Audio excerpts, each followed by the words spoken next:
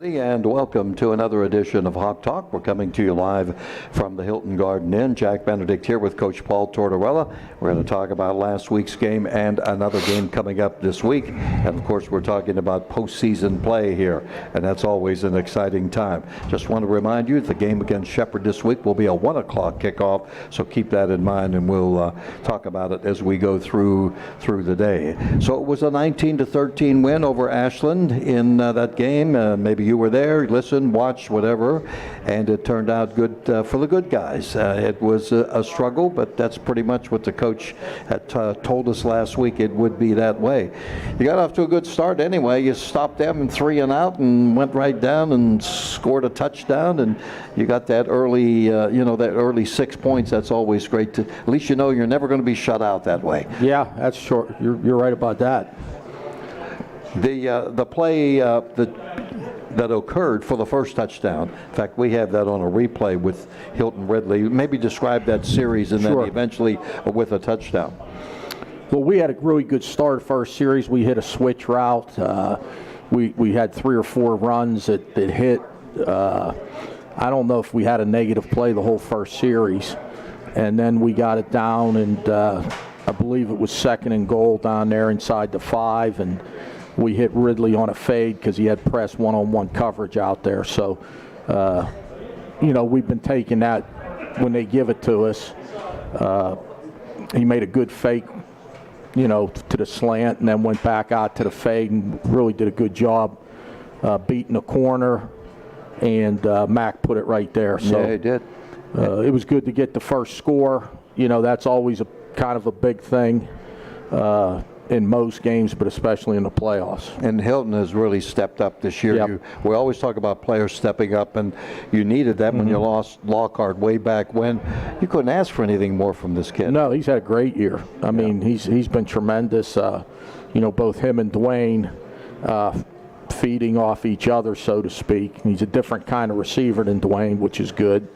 So it gives us a little different look at wide out, and we continue to get the tight end more involved. Grant had a couple catches and played really well for us on Saturday, and Laney had a play, and then he had a play on the fake punt. So we distributed it pretty good that way, and really 2 running backs got most of the work.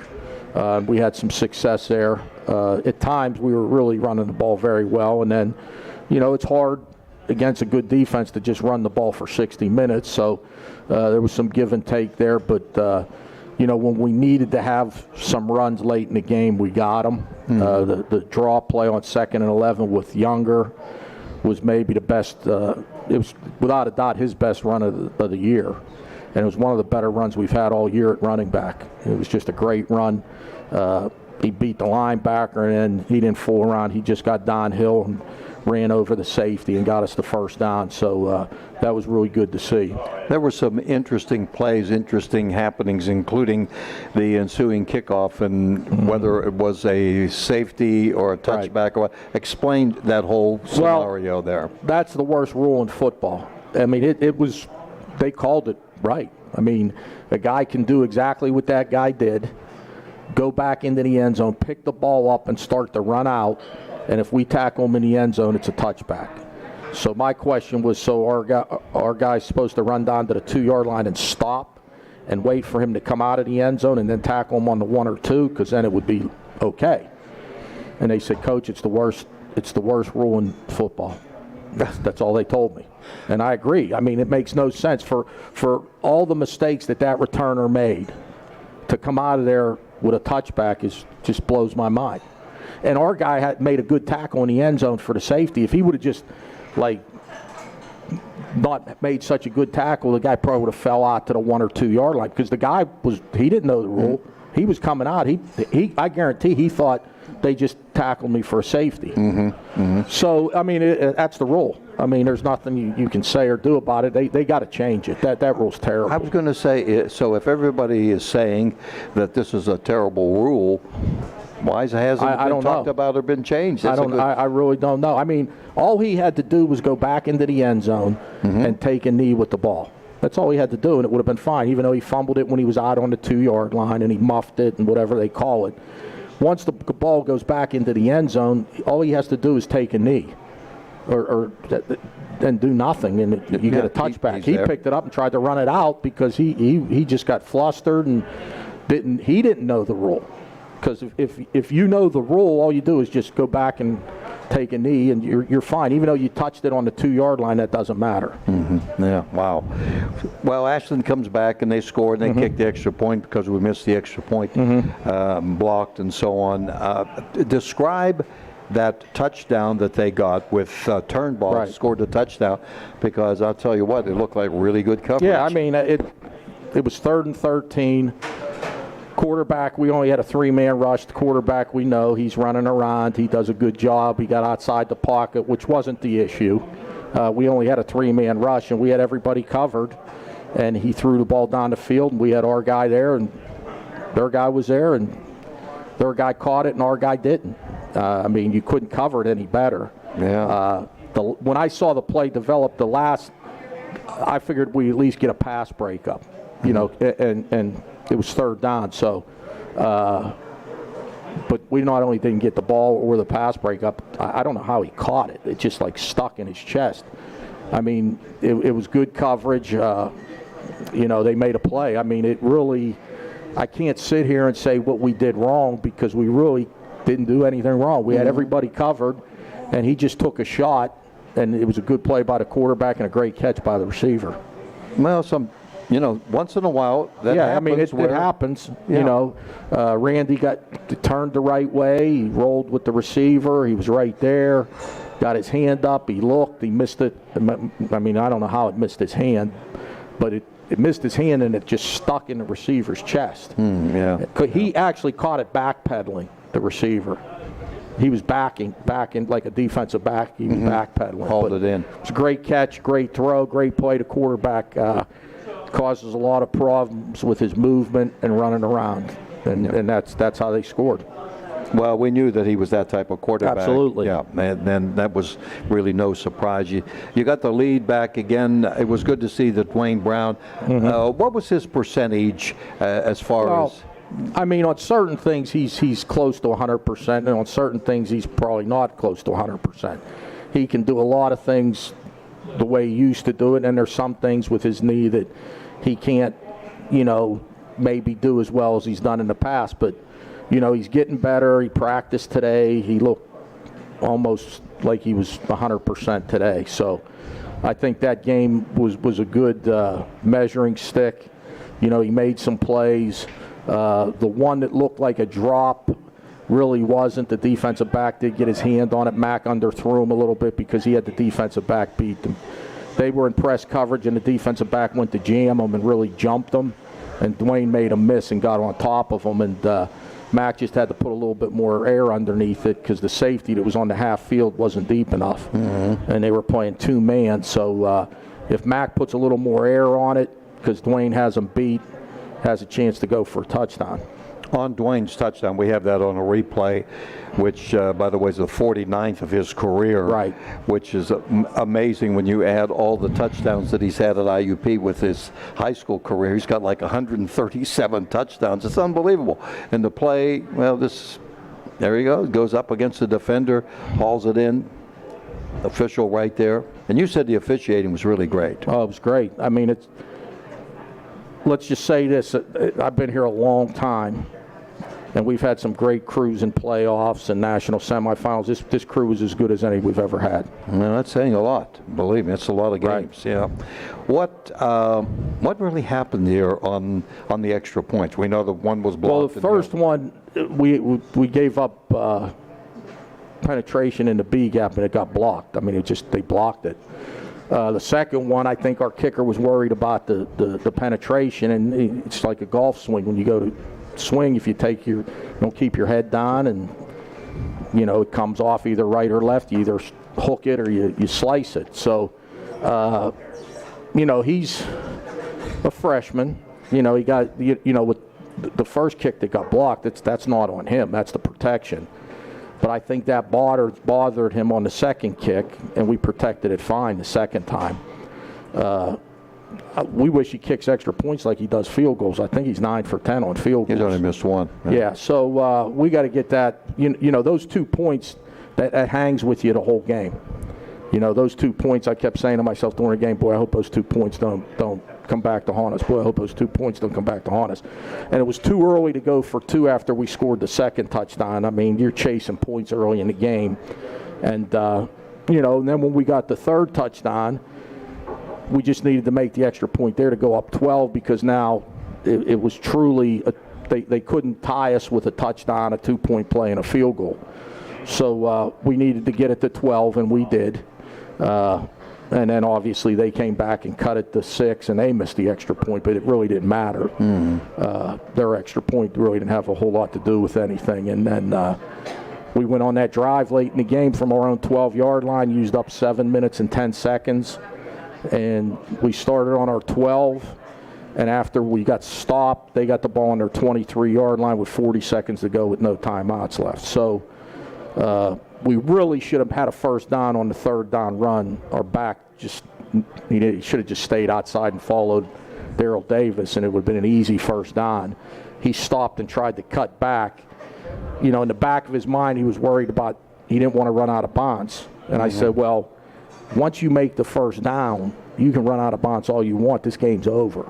And he still could have done it without running. He knew he made a mistake. All he had to do was follow Darrell, and he makes the first down with ease, and he doesn't go out of bounds. But at that point, once you get the first down, who cares whether you go out of bounds? Yeah. But because we blocked it perfect. You couldn't block it and draw it up any better. We had 2 blockers outside on their 2 defenders with a guy with the ball.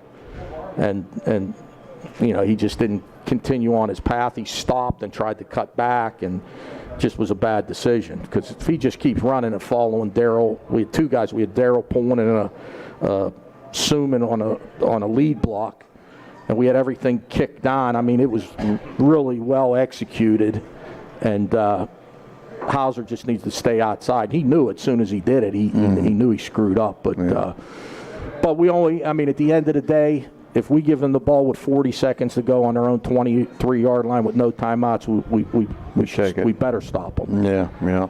There were 2 first downs you got in critical plays. Oh, yeah. They couldn't have been any closer. No. There was the pass to Ridley was a great mark. He had the first down and he got knocked back. It was a great mark. The drive route to Isaiah Hauser against man coverage, they went blitz man, and we hit him on the drive route, and he got tackled, and he reached the ball out before he got tackled. That gave us, they measured that one, and we barely made it, but that mark wasn't a great mark, but we got the first down. The mark on Ridley's hook route was a great mark by the officials. And then we had a run that we made a first down by about a half a yard.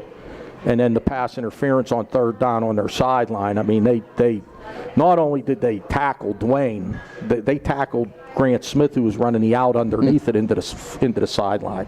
I mean, it was just flat out. I mean, they were playing straight man.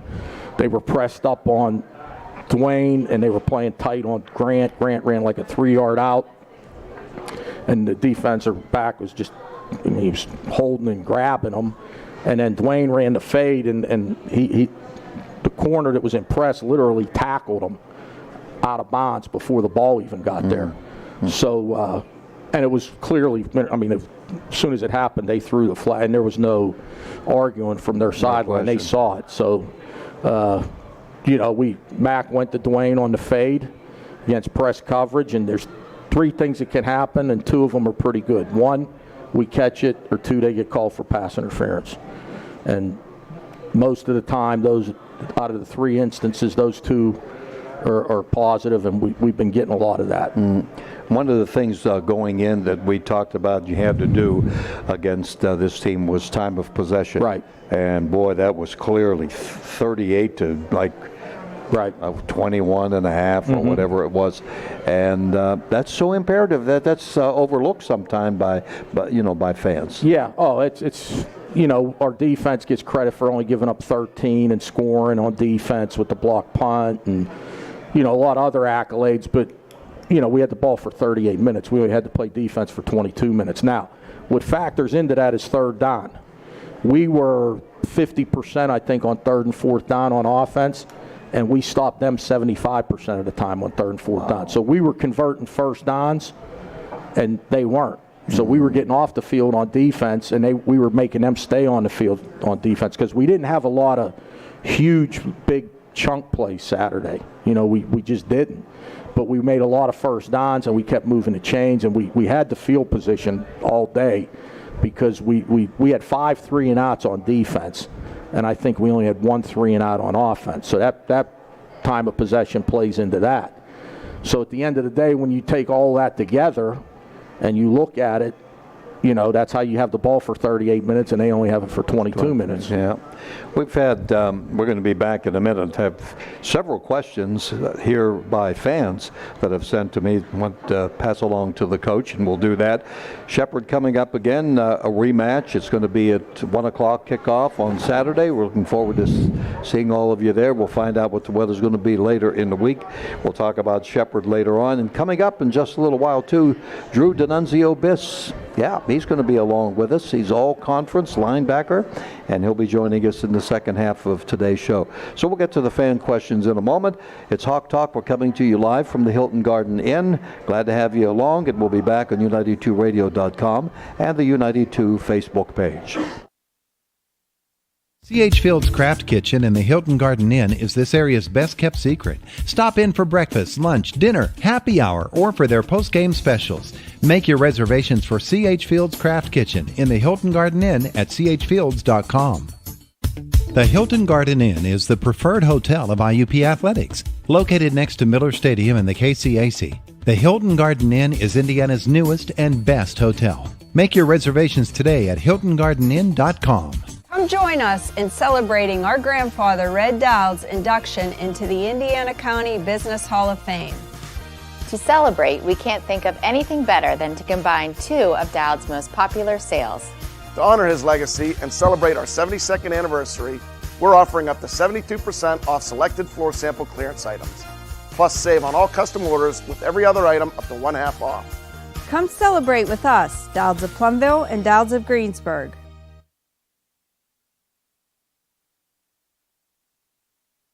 Show your IUP.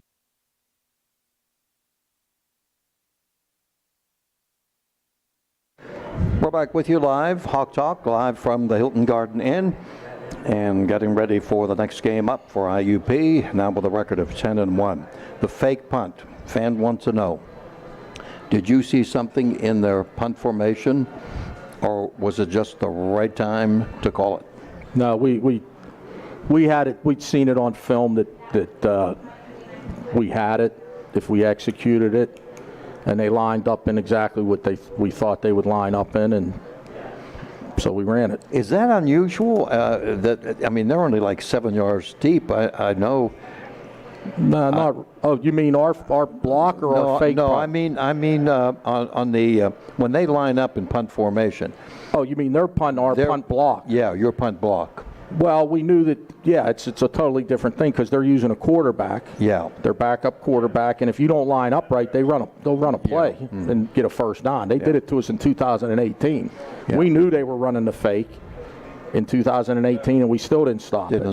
And so now we're ready for the fake, but we also are going to rush with our inside people because the way the first 2 punts came off, he kicked it really low, and we thought if we would get any penetration, we had a chance. And then Coach Kelly, Connor, and Coach Mitchell, our defensive tackle, put in a stunt, in all honesty, before that punt because they saw how they were protecting it. Is that right? And they schemed it up.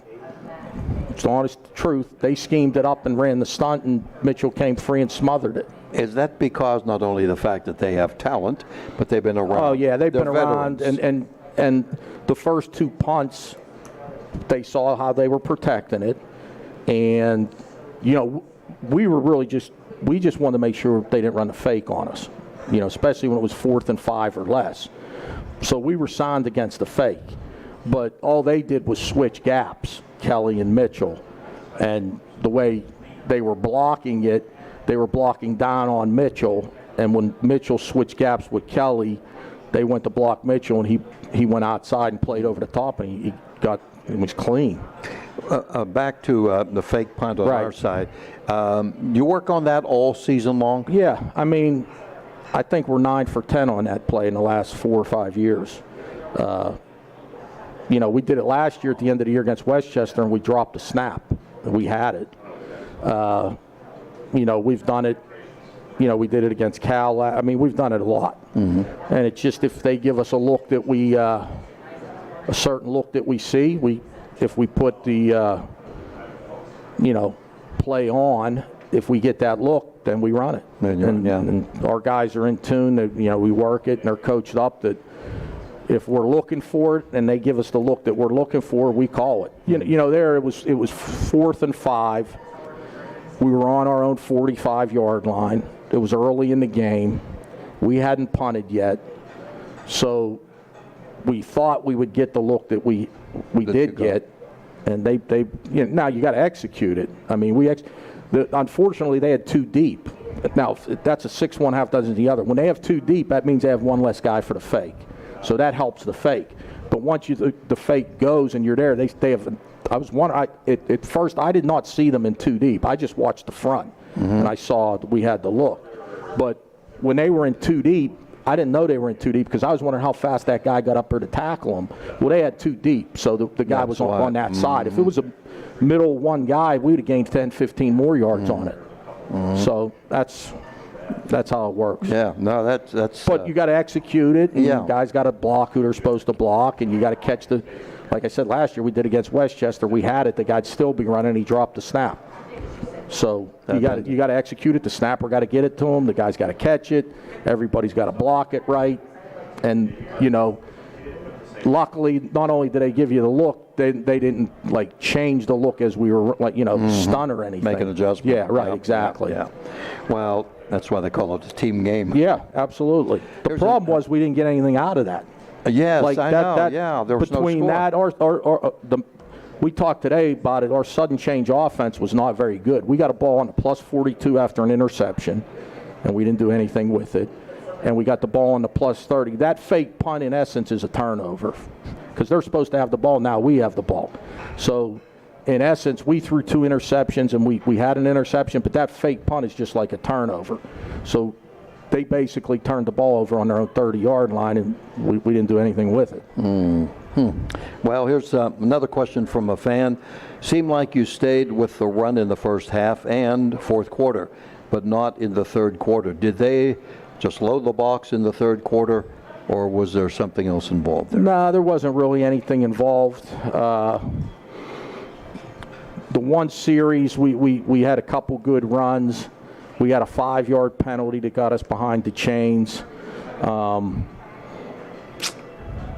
The other thing is we were on our own 2-yard line coming out after we stopped them down inside the 5 there, so that played into what we were doing. We made great field position. We made 3 first downs, punted to them.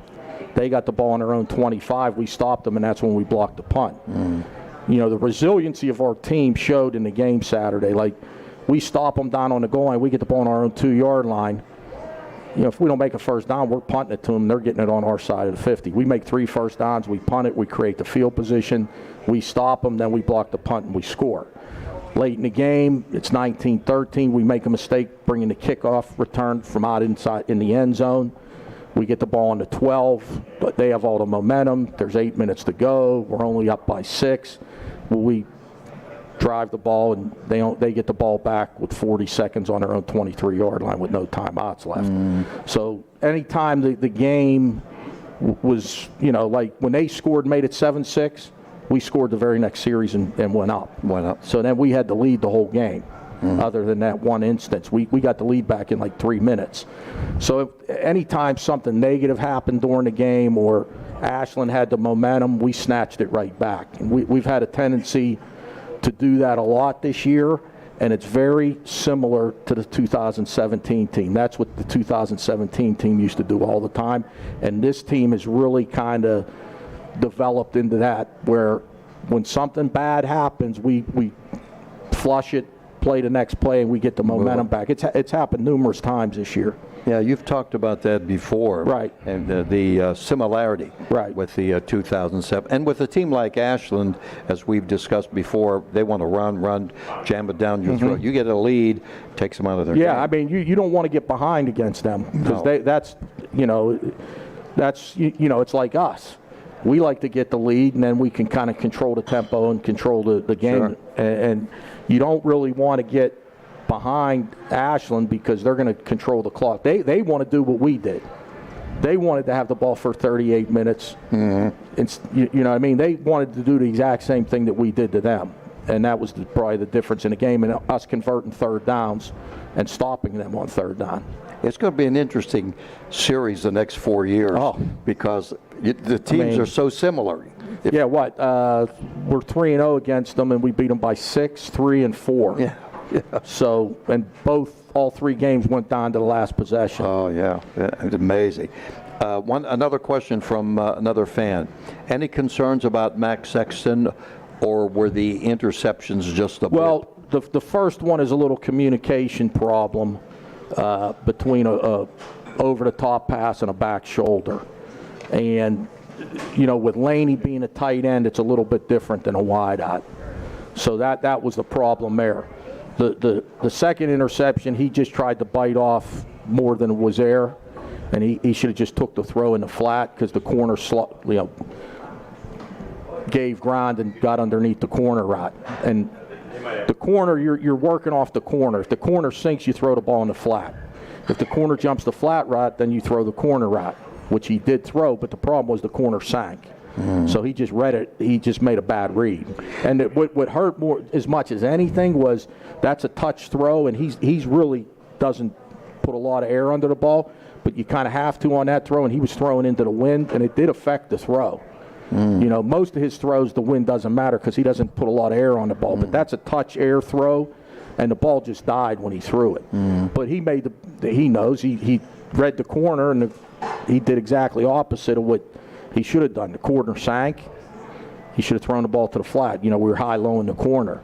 So but there's a couple throws he makes. The slant route to Dwayne Brown on the RPO late in the game, the ball literally goes between 5 hands. Like there's just a bunch of hands up in the air. Goes through all and of misses fingertips of all 5 hands. And Dwayne makes a great catch, and the corner can't play it any better. I mean, he drives on it. He hits Dwayne as soon as Dwayne catches the ball. And in essence, if I'm sitting there on defense like Ashland, I'm thinking, how did that just happen? Because we had the play played. I mean, we had the play played, and they just threw the ball between 3 guys and 5 hands, and the corner played it great. And there was not much room to throw the ball. The window was very small. So, it's a lot of times, he's making great throws, and it was really was one bad read. That's all it was on the second interception. Those of us who have watched him this year as fans, broadcasters, coaches, and everything else about Mac, the thing is he's been through so many big games with a big program and then coming here to nationally known program. He seems to keep his composure. Yeah, I mean, he knew he made that mistake. The first mistake was more of a communication with him and the tight end. But, the one throw he makes that leads to our second touchdown on the sprint, the comeback to Ridley, on our sideline in the red zone, he gets the ball there so fast that, most of the time when you throw a comeback on the sprint, as soon as you catch the ball, the corner's on you and he knocks you out of bounds. Ridley actually caught the comeback, got the turn and run for the goal line and gained 6. You very rarely see a guy catch a comeback off a sprint and gain 6 yards after the catch. Well, the ball got there so fast off of the sprint, with his arm that, the other thing is the first play of the game, we hit Dwayne on the switch route. They got a guy right in his face. If he doesn't get rid of it right now, he's going to take a sack on the very first play of the game. And he gets it out to Dwayne on the switch route. Now, Dwayne was wide open, but he had to get the ball off because the guy was right in his face on the misdirection. So, there's a lot of different things that go into it. The hook route to Ridley on 3rd and 7 late in the game, corner plays it like really good, and he gets it there, and Ridley makes the catch and gets a first down by a half a yard. Amazing. The ins and outs. Interesting. Well, we're going to have one of the all-stars of this team come up and join us as one of the all-conference players with IUP. You'll want to hear from him in just a few moments. We'll be back. We're at Hawk Talk. We're coming to you live from the Hilton Garden Inn. And we do this each and every Monday. We thank them for extending it into post-season play here, which we'd like to keep going this coming Saturday against Shepherd. Back with the coach and more in just a moment. Hawk Talk coming your way on U92Radio.com and U92 Facebook page. Show your IUP spirit and get your Hawk on with help from the Co-op Store, your one-stop location for all your IUP swag and apparel. Check out Norm's Bargain area for $25 fleeces and hoodies. Logo tees only $9.99. The Co-op Store is also the alumni headquarters. IUP is always in your heart, so put something on your front and back that shows that alumni spirit. IUP logoed water bottles, coffee mugs, spirit items for your dorm or man cave. And don't forget the Oak Grove collection. Get your Hawk on at the Co-op Store or find them online at IUPstore.com. At IRMC, we have all of the necessary pieces in place to perform complex operations, including highly skilled and specially trained surgeons, their support team of experts, and advanced technology like the Da Vinci robotic surgical system. As a result, patients spend less time in the hospital, recover faster, and get treated close to home. So there's no reason to puzzle over where you should get your surgical care.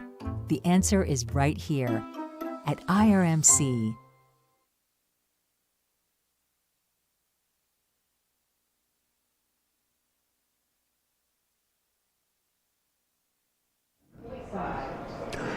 Welcome back, everybody. Here we go with the second half hour of Hawk Talk. Jack Benedict with Coach Paul Tortorella, joined here by Drew D'Annunzio-Biss, all-conference linebacker, sophomore out of Kiski area. First of all, congratulations on the all-conference. That's always something to strive for. Yeah, thank you. I appreciate it. Although I know you just played a love of the game, that sort of deal. I'm going to embarrass you by some stats here, okay? Sounds good. That's all right. Well, anyway, you played at Kiski area, and you're currently, Drew is the leading tackler on the team with 78 tackles, 5 tackles for loss, 1 sack, 1 interception, 4 deflected passes, and you came from Kiski area where you were a 2-time all-conference, 2-year captain. That's voted on by the players, isn't it? Yes, yeah, the players and the coaches. Yeah, and the coaches alike. School record for career solo tackles, second all-time in total tackles, and had 200 tackles made in 2 years in high school. So you come to IUP and you get into a situation here where you've got a winning program. What I want to know is you're number 1 in tackles, and Connor Kelly is just like that, number 2. Mm-hmm. So is there something going on between you two about that 1 and 2 spots or not? Yeah, we joke around with each other a little bit. I mean, it's something we keep our eye on, just joke around with each other. So it's something we keep our eye on a little bit. Did you brag to him about your interception? Yeah, I did a little bit. Then he bragged back to me that he scored the touchdown. So. No, I thought that was going to come about. Describe the interception. Yeah, we were in coverage. It was, believe it was 3rd and long. The QB broke contain, so I was just trying to plaster to my man that was in front of me. And then I see Greg Moore in front of me make a great play. Just goes, recontains, gets his hands up, ball goes up in the air, and it just felt like it was in the air for like an hour. I'm just staring at it in the air. So first initial thought was just jump up and catch it. So I was able to jump up, secure it, and then just fall to the ground after that. Yeah, we've had a couple of those this year. Joey Tortorella had one earlier in the year, which was terrific. So I got to ask you then. So you had this career at Kiski area. You're in the area, the region, and I'm sure you were well aware of IUP. But why did you choose IUP? I chose IUP for the winning culture. I did some research on it before I committed here, and just the overall winning culture is something I want to be a part of. Because in high school, I didn't really get to win that much. So being able to join a team with such a rich history was something I really looked forward to, and it was a big factor in my decision. Coach, tell me about when you first came upon and got word about Drew, and the fact is you were interested in bringing him here. Right. Well, first of all, character-wise and academically, the guy was off the charts in high school, and the athletic director there at Kiski is a good friend of mine, and he put his stamp on him, to the point he was banging me in the head with a baseball bat about Drew, and I said, don't worry about it. I understand. I see the film, and we liked his personality, and he was a great student, and you know, we call it the OKG factor, our kind of guy. And you know, he's an IUP guy. He really is. And you know, at times football kind of gets.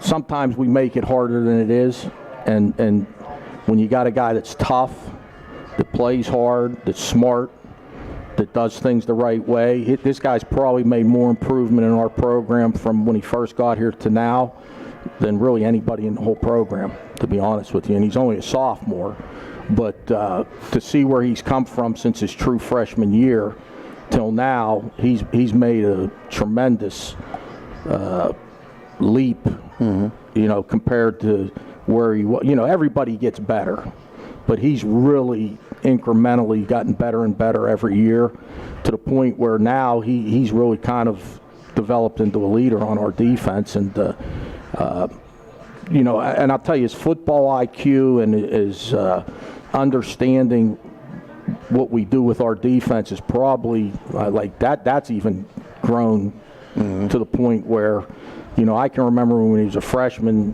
me screaming at him, you know, and he'll laugh about it because he remembers, like, you got to do it this way. You got to do it this way. This isn't high school anymore. You got to, and like, the light just came on last year. Like, he got to start at Slippery Rock, and I think that's where that day the light came on, and he played really good in that game.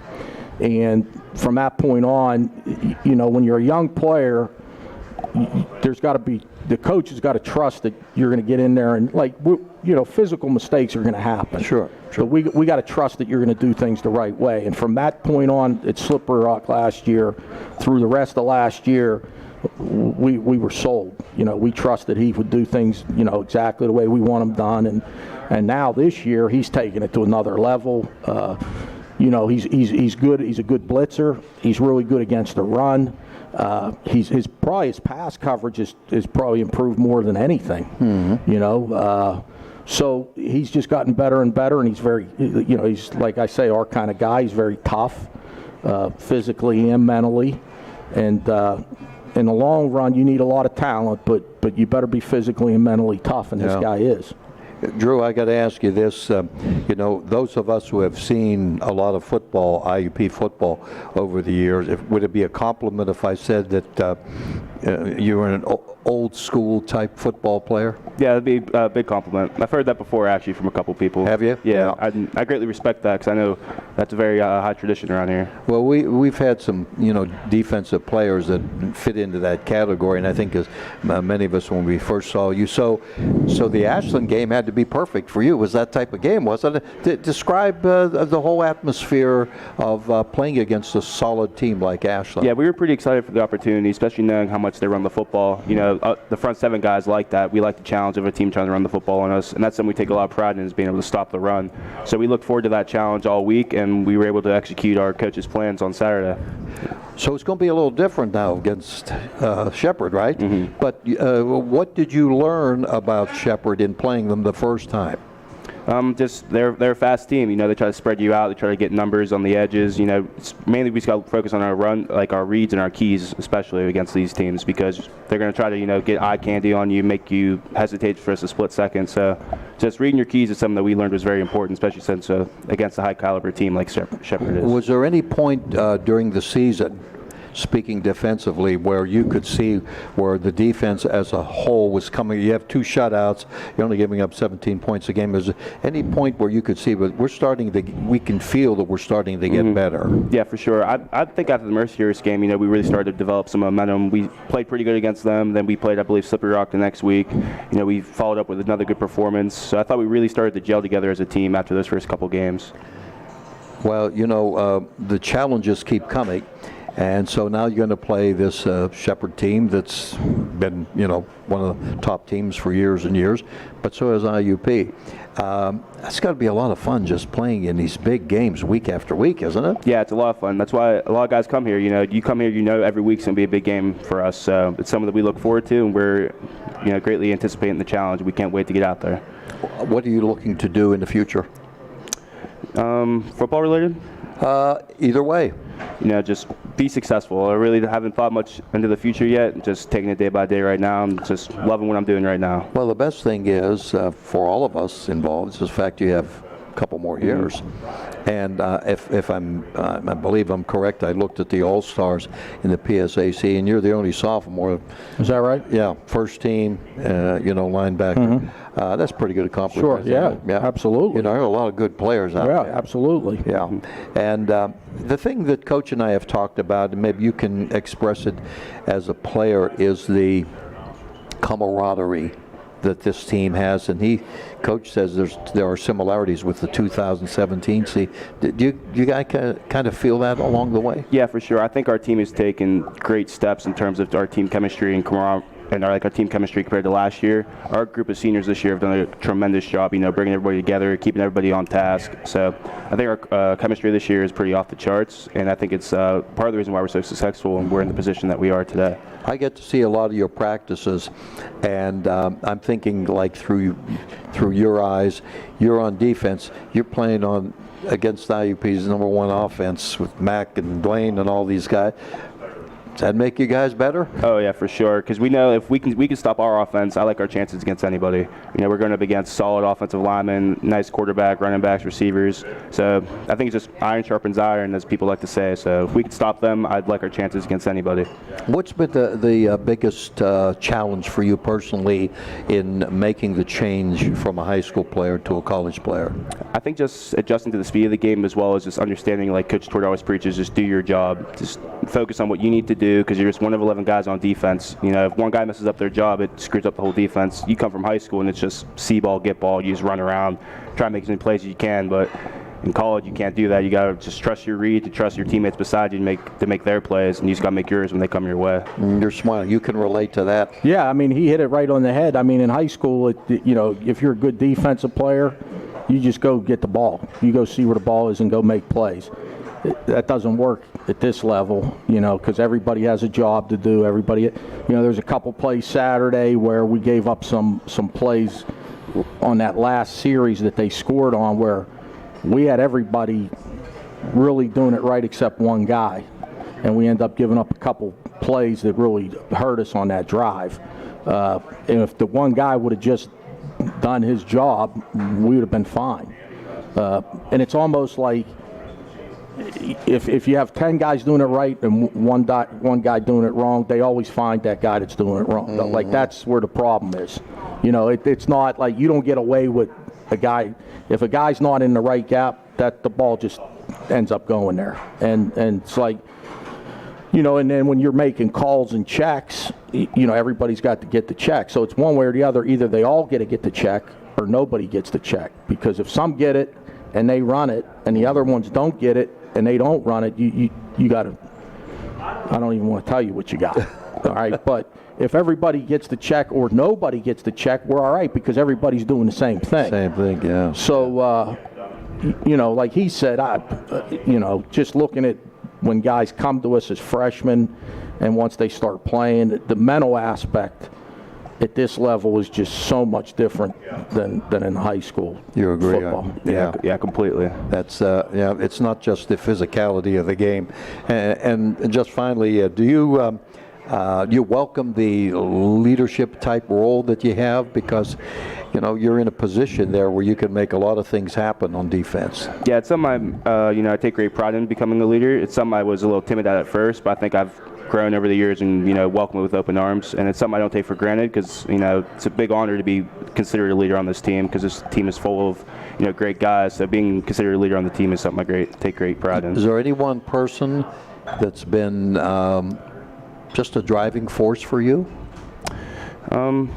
Honestly, I would just say all my coaches, honestly, and in general, my confidence wasn't very high when I first came here in terms of catching up on the speed of things, all the mental aspects of it. Right. And they just kept coaching me up, and just built my confidence up. So it's corny, but I find that interesting from the fact that you were, and most of the players that come to college are all-star players in one way or another, and.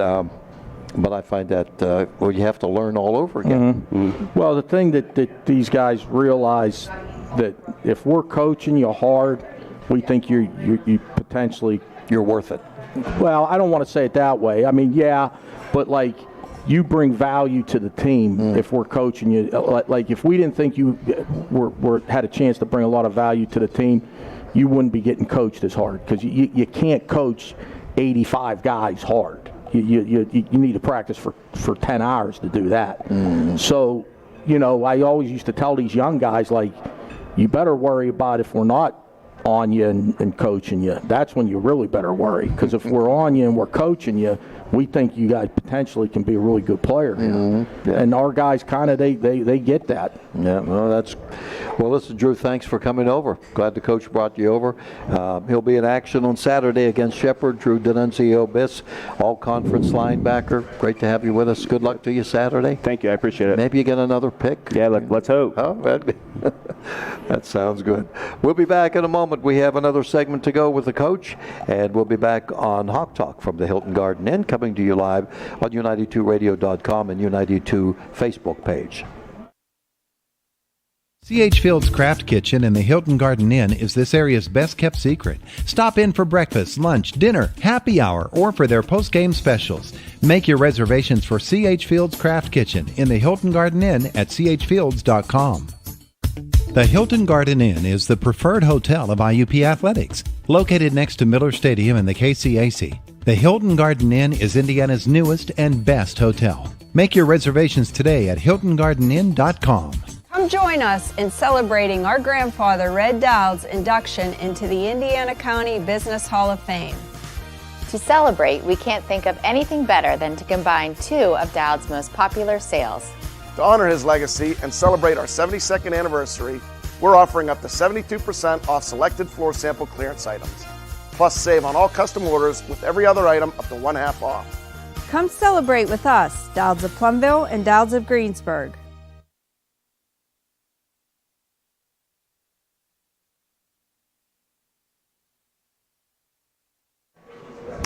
Welcome back to the final segment of Hawk Talk with Coach Paul Tortorella. Jack Benedict here.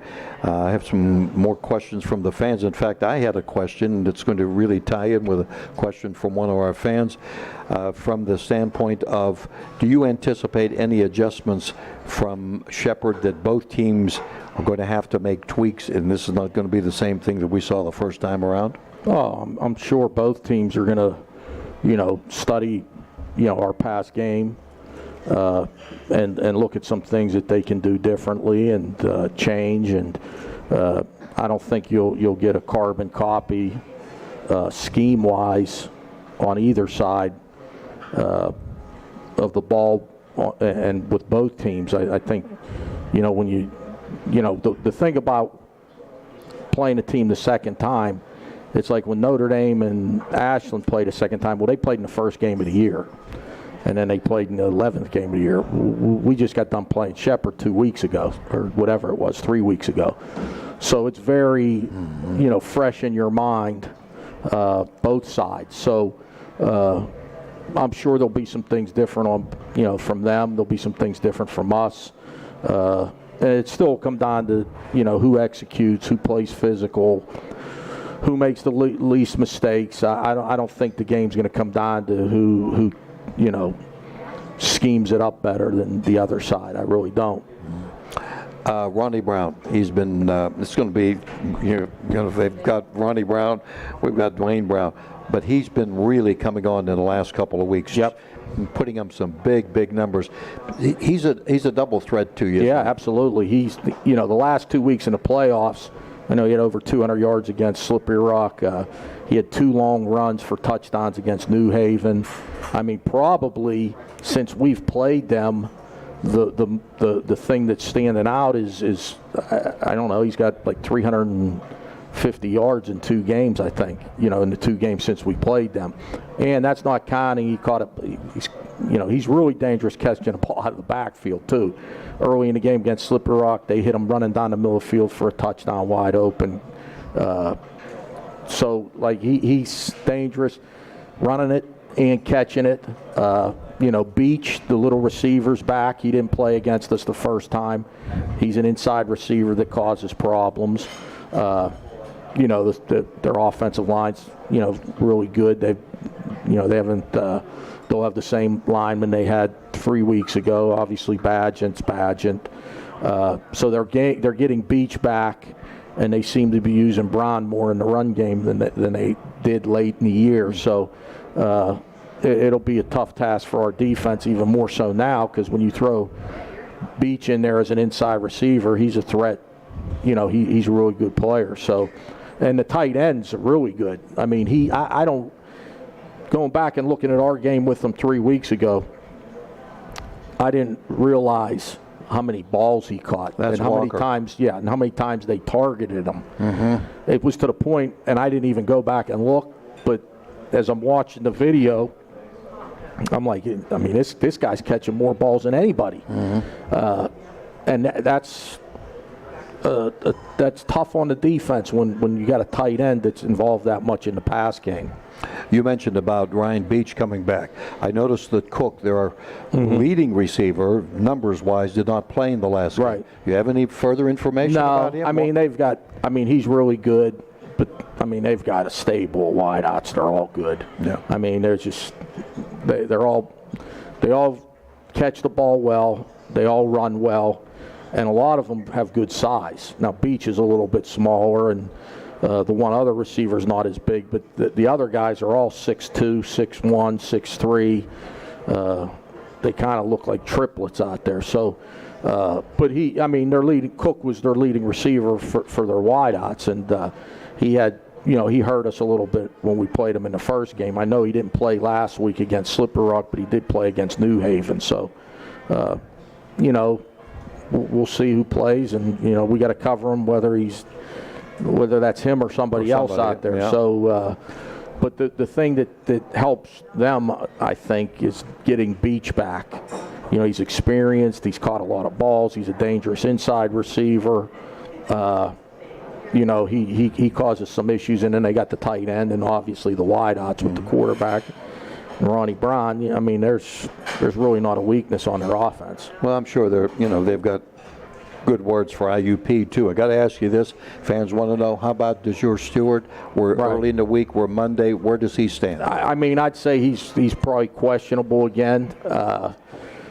Last week was probably a stretch, to even get him to play. We'll probably know more on Wednesday. He's getting another test on his knee. I mean, he looked good out there today. He didn't practice, but he wasn't limping. But he's getting another test on Wednesday, and we'll see what they say. It'll be determined on what they say Wednesday. Kind of just a day-by-day to game time. I mean, maybe, it had been the same thing with Dwayne for a while there, and obviously Dwayne got hurt the week before DeJour did. Dwayne couldn't play against Shepherd, and then the week off helped him tremendously to be able to play last week against Ashland. So, today out there, Dwayne looked like Dwayne. He looked like he was close to 100%. Well, that's good news for IUP fans. That's and all of us that watch him. 3 touchdowns away from Michael Mann. You're talking big-time territory. The game itself, last week, one of the fans has here, were you disappointed with the crowd Saturday? Or something you didn't even notice, went out and played the game, but it was a holiday weekend. Yeah, I mean, I understand that part of it. I'll tell you, the interesting thing though is you put the Shepherd film and what they must not have Thanksgiving in West Virginia, because they had over 5,000 people. I heard that Slippery Rock had a couple of busloads there. Well, I don't know about Slippery Rock, but I can see the film and look in the stands, and there's 5,000 people at the game. So, I mean, but I understand. I mean, it's Thanksgiving weekend. People are going away. There's no students on campus. I get it. I mean, and you know what? We love playing at home. We love our fans. We love our band. But at the end of the day, you got to play the game on the field. And believe me, our home field has been great. It's been a great advantage for us. We've had great crowds. Fans have been into it. The band's been awesome. We obviously missed them a little bit last Saturday, but we can't worry about that. No, I know you. I think we'll have the excitement back. this week, no question about it. Okay, 1 o'clock is kickoff, and we'll be looking forward to seeing all of you there at Signetti Field, Miller Stadium. We'll have the game. We're going to have an expanded pregame show. We'll start at 12:15 on U92Radio.com with a kickoff at 1 o'clock. Hey, you know what I forgot to mention? Sure, tell me. I got word that you predicted the punt block. Is that true? That's true. Is that true? That was, yeah. Well, all I said was when you're 7 yards back, I'm surprised that the kicks don't get blocked. And good old Mitchell and Kelly came through. They came through for you. They schemed it up. They must have heard. You sure you didn't get on the phones with them in between series? No, I don't know anything, Okay. Coach. You know better than that. But yeah, I got a birdie told me that you predicted the punt block. I think I know who the birdie is. Yeah. Well, once in a while you get it right, and other times you just wish that you didn't make a mistake. But well, if you keep saying something's going to happen, eventually you'll get it right. It's like I used to work for a coach. I'm not going to mention his name. On defense, every time it was 3rd and 10, he'd say, "Watch for the draw." Okay. So well, there could be right? 25 3rd and 10 plays, and they don't run a draw. But the 26th play, when they run a draw, he says, "See, I told you they were going to run a draw." And he got it right. Huh? Yeah, he got it right the 26th time. One more thing. With any other injuries during the No, you know what? Like came out pretty well. That was a physical game. Yeah. And we were very fortunate. Guys are bumps and bruises and banged up, but we didn't give anybody, get hurt in the game that didn't practice today. Will you have anybody back? You didn't have. I'm trying to think. Well, Carter didn't play as much. Yes. Q against Ashland. Hopefully, we can get him to 100%. Where maybe we could play him a little bit. We'll have to wait and see. Could you get him back as a returner? Possibly. Okay. Yeah. With a guy like him, he's got to be 100% full speed because he's a speed guy, and if he's not 100%, you lose what the dimension that he brings. Yeah. So hopefully, he'll improve, and he dressed, but he didn't. I don't think he may have covered a kick as a safety. Couple kicks. That's all there he wasn't did much. Saturday. Yeah, somebody had mentioned to me, and I thought, that's right, he didn't. Mm-hmm. But I know he works very hard, and when you're a speed guy and you have an ankle injury, yeah, that's the problem. That's a problem. Yeah. Well, Coach, we've come to end of another show here, but let's keep it going. It's just exciting times for the fans, for the community, and everything that's going on. And it started way back when, and you know what? You're going to be playing in December. Yeah.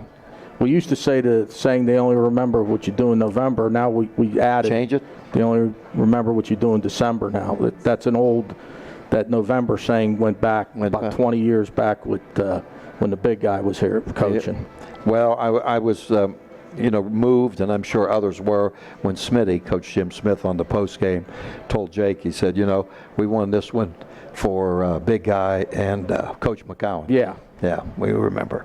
Thanks, Coach. Okay, Appreciate thank you. it. Coach Tortorella, thank you one and all.